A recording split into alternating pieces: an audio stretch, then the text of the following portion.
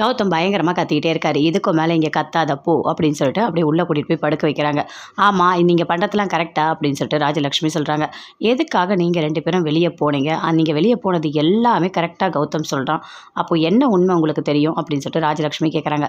சரி இப்போ எதுவுமே பேச வேண்டாம், எதுவாக இருந்தாலும் காலையில் பேசிக்கலாம் அப்படின்னு சொல்லிட்டு அப்படியே எல்லாரும் உள்ளே போகிறாங்க. உள்ளே போனோன்னே ராஜலக்ஷ்மி கூப்பிடுறாங்க. இங்கே வா சூர்யா, என்ன நடந்தது? இப்போ இந்த டைமுக்கு நீங்கள் 2 பேரும் எதுக்காக வெளியே போனீங்க? நீங்கள் வெளியே போனது எப்படி கௌதமுக்கு தெரியும் அப்படின்னு சொல்லிட்டு எல்லாத்தையுமே கேட்குறாங்க.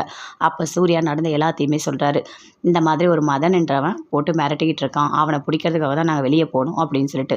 இவ்வளோ பிரச்சனை போயிருக்கா, ஏன் வீட்டில் இருக்க பெரியவங்கிட்ட எதுவுமே சொல்ல மாட்டீங்களா அப்படின்னு சொல்லிட்டு ராஜலக்ஷ்மி கேட்குறாங்க. அதுக்கு சூர்யா சொல்கிறாரு, இல்லை யாருக்கும் தெரியாமல் இதை முடிச்சிடலான்னு பார்த்தோம், ஆனால் எதுவுமே பண்ண முடியல அப்படின்னு சொல்லிட்டு சூர்யா சொல்கிறாரு.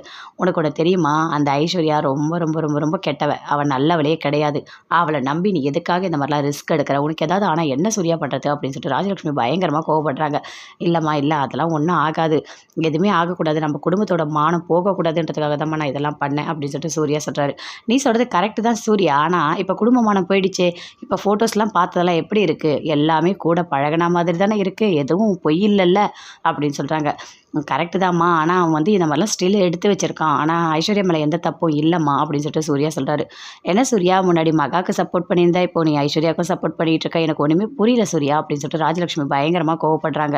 அப்படியே சித்ராதேவி யோசிக்கிறாங்க. கண்டிப்பாக அவளை காலையில் வீட்டை விட்டு அனுப்பிடணும், அவள் இங்கே இருக்கவே கூடாது, என் பையன் கூட அவள் சேர்ந்து வாழவே கூடாது, வாழ்ந்தாலும் நான் சேர விடவே மாட்டேன் அப்படின்னு சொல்லிட்டு சித்ராதேவி பயங்கரமாக கோவப்படுறாங்க. அப்படியே கௌதம் வளரிக்கிட்டே தூங்குறாரு.